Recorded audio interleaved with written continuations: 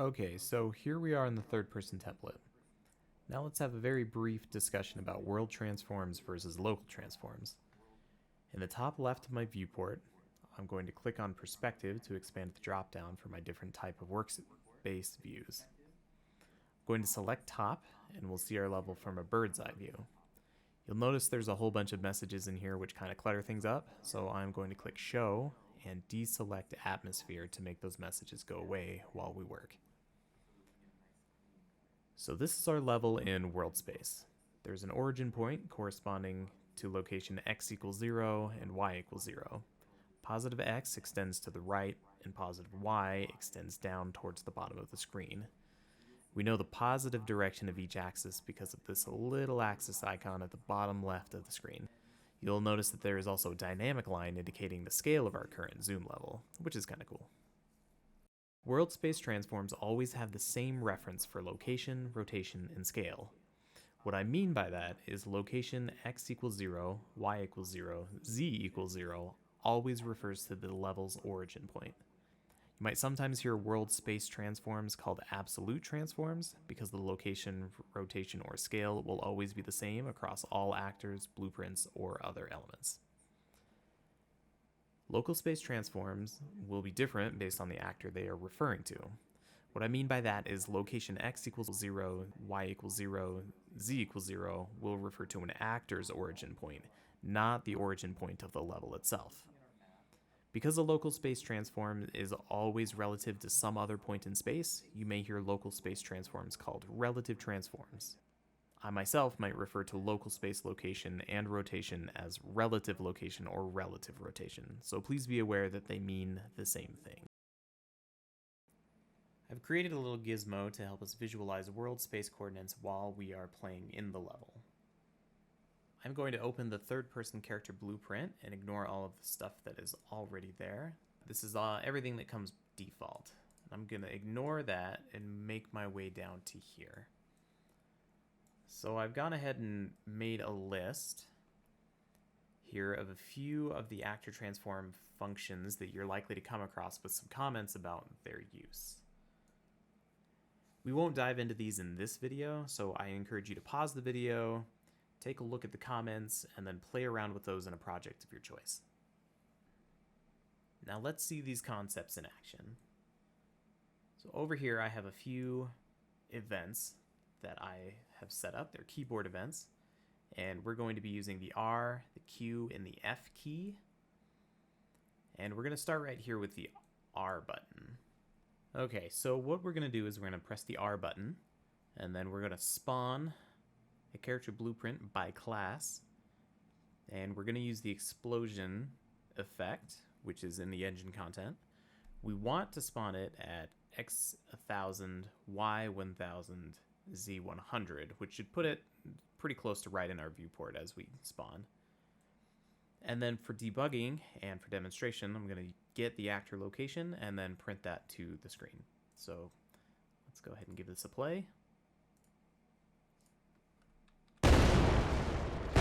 Now we see it's not really coming right in front of us, so let's go ahead and look, and it's way up in the air. And if we look at the printout, we're at X 1010, Y 990, and Z 660.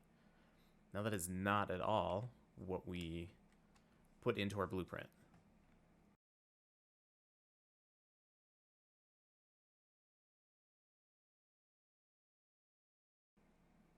Now, normally reading through the forums, it seems like this kind of problem happens if there's a collision when you're trying to spawn, or if there's a capsule component and something is trying to spawn inside of another object or actor, then it gets shifted.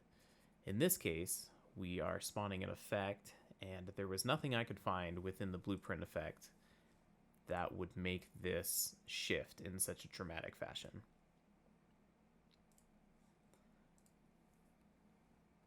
So what I did to do a little debugging and checking is I went ahead and added some extra nodes here. So if I'm going to shift this over, and our little graph here, not graph, our list of options, I went ahead and chose this set world location where you can have a target. And I'm going to take our output from our spawn,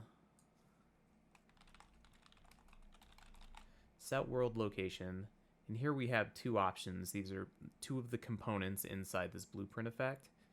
And the P explosion we'll see is the parent of the explosion audio. So if we set the location of this, the child should follow. So move this a little bit, put this up. Ooh. We're gonna hook that and that, and we're still gonna get our get actor location from this return value. So I'm gonna compile and let's play. Now if I press R, our explosion is now at 0, 0, 0, which is on the other side of that wall. And that was my mistake. Don't forget to set your new location to 1,000, 1,000, and 100.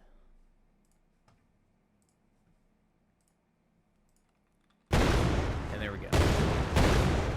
It's not up in the air anymore. It's right in front of us.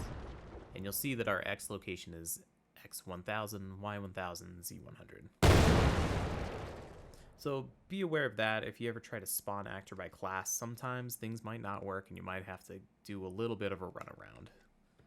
So our next little experiment is we're going to press the Q key. We're going to again spawn actor by class, and this time using the sparks effect. We're going to get the actor location, and then we're going to add 500 Unreal units in the positive X direction. So, according to our little gizmo, we should be spawning sparks directly, well, in front of our player character. But we'll see that it doesn't actually matter what direction our player is facing. It's always going to take our location and then spawn sparks 500 units out this way. So, if we go ahead and play, we're going to press the Q button, and our sparks have appeared in front of us. Move over to the left. I'm facing left. Sparks are still in front. Still in front. Move all the way down here. Sparks have appeared 500 units. So we're always spawning things in the positive X direction, 500 units from our current location.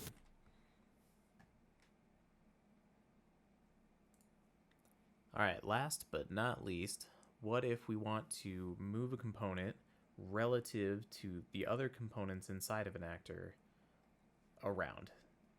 So what we're going to do is we have this cone, which I've set to be hidden, so I'm going to unhide it.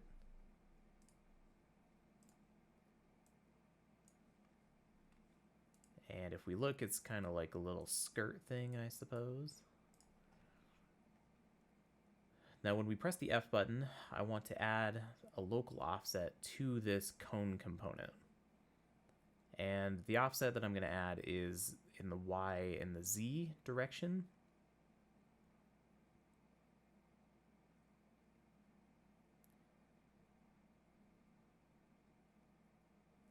And this is in the local space. So if we look at the cone, the Y direction is off to the right, the Z direction is up. So this should move up and to the right.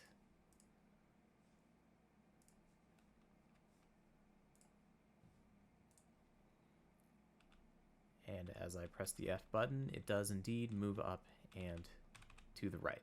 And that's locally. So if I move over here and I press F, up and to the right, if I look this way, which would turn the axes in world space negative, still goes up and to the right. So there you have it. Almost guaranteed, if you were just starting off in the Unreal Engine, you're going to, at some point, run into issues with local space and world space. If you just stay mindful of what the references are for your location, that should help alleviate a lot of pain and help you solve problems a lot faster. Thank you so much for watching. I hope you learned something. If you liked the video, do the things, and we'll see you in the next one.